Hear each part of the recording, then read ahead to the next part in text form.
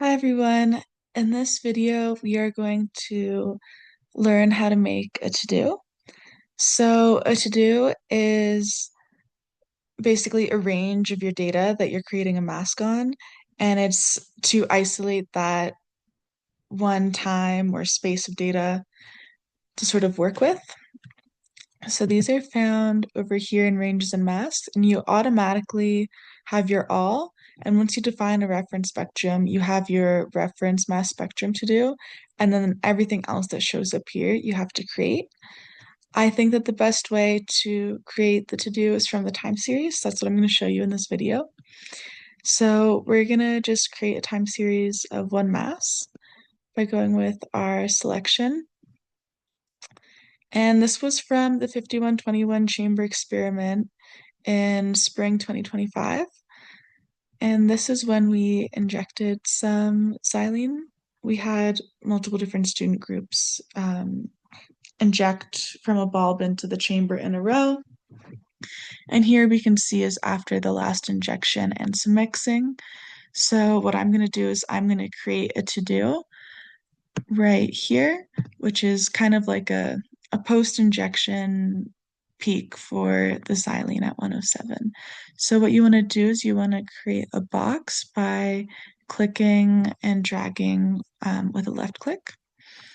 And then you can click inside, again, a left click, and select Calculate MS and or Define To Do using this region. And so I'm going to call this post xylene injection. You want to name it something that you really know what it is, because if you're doing a more complicated analysis, you might be making many to-dos. And here you have many options. We are going to just define the to-do. This is the trace to use for masking, so you want to use the trace that you're looking at. And then you could only use your vertical range, but that's not what we want to do. I'm just showing that as the option. Okay, great. We're going to hit continue. Our to-do was created. This confirms it. This window should always pop up. Okay, great.